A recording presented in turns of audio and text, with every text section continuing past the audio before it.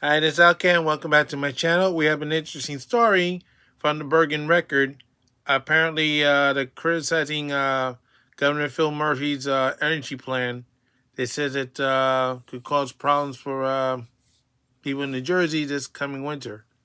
And winter is not that far away. It's just a few days away from Christmas. So the Grinch is coming in twice from Trenton. Anyway, this is how the story goes.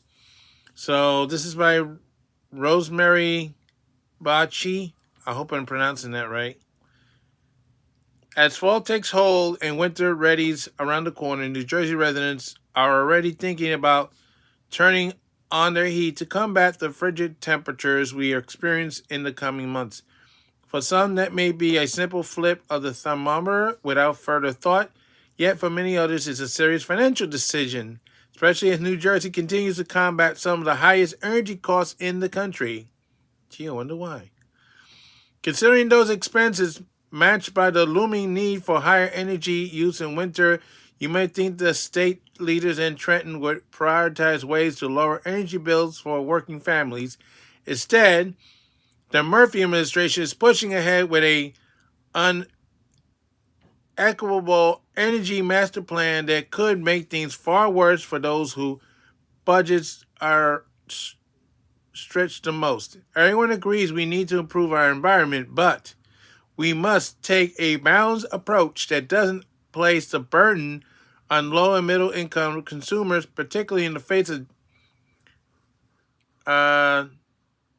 generational inflation. Unfortunately, Governor Phil Murphy's energy master plan fails in both regards. It was ambitious to aim for 100% clean energy usage by 2050, but his executive order to achieve that goal 15 years ahead of schedule threatened to shift colossal costs onto millions of New Jersey residents.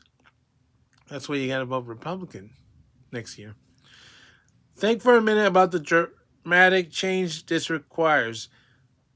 Today, 50% of energy is generated from natural gas, and 72% of the households depending on it for home heating. Under the governor's plan, New Jersey residents will be unable to use fossil fuels we currently rely on for appliances, transportation, heating, and more. It will force you to switch to costlier renewable energy supplies and more expensive electric vehicles. Well, when Trump comes in, that's going to be gone.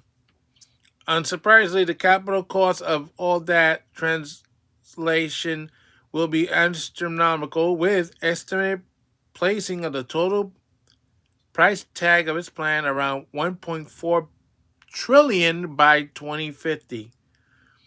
Despite Murphy's Board of Public Utilities efforts to release studies arguing that the plan would lower energy bills for those who fully electrified, the reality is that someone will have to pay for that transition, whether it's the infrastructure needed for more electric cars on the road or your home appliance. New Jersey residents will get left with the bill either way. I mean, I don't want to replace my gas stove because some idiot in Trenton thinks that I should. Oh, we gotta save the environment. No, we don't want to save the environment. We want to save our wallet.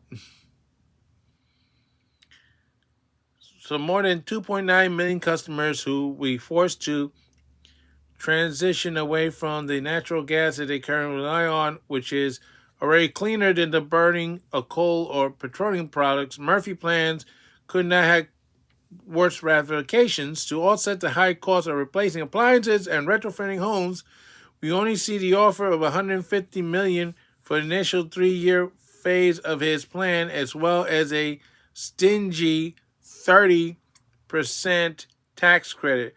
On top of the flimsy offset, failing to recover costs for the costly transition, Murphy's plan would also require taxpayers to foot the bill to upgrade your aging energy grid to accommodate the green power. In a state already ranked among the most expensive to live in, we simply cannot afford the cost of Murphy's electrification plan.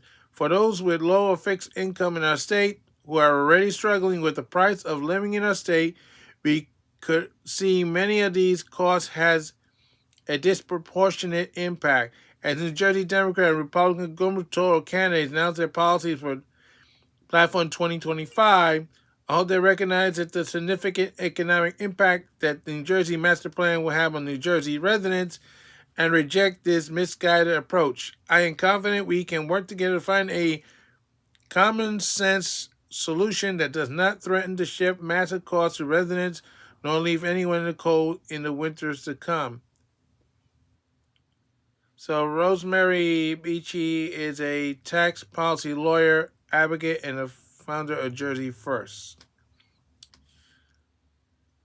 But to be honest with you, yes, the Democrat had been trying to push green energy projects, and unfortunately, massive failure after failure.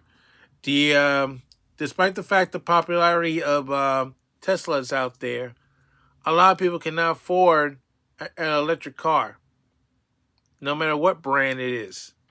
And some manufacturers had cut back because it's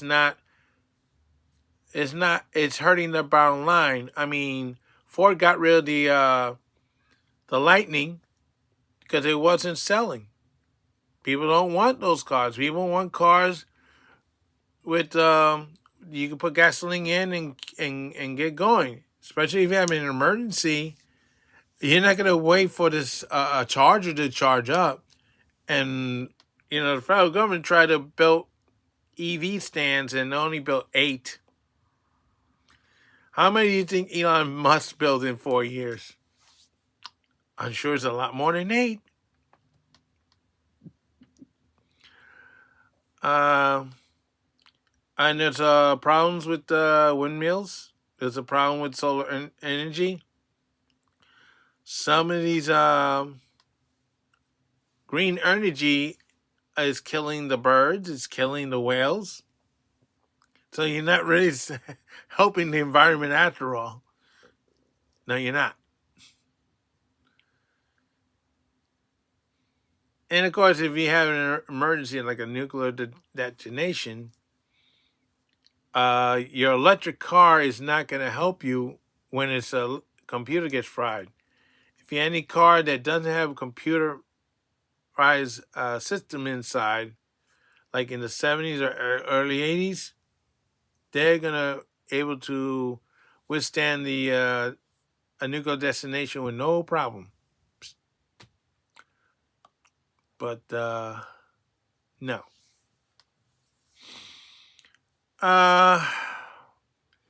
I'm sorry, but this is the reason why we want to get rid of Murphy and put in a Republican that's gonna work with Trump and work with us, and that's this Green New Deal hoax, as we're calling it now.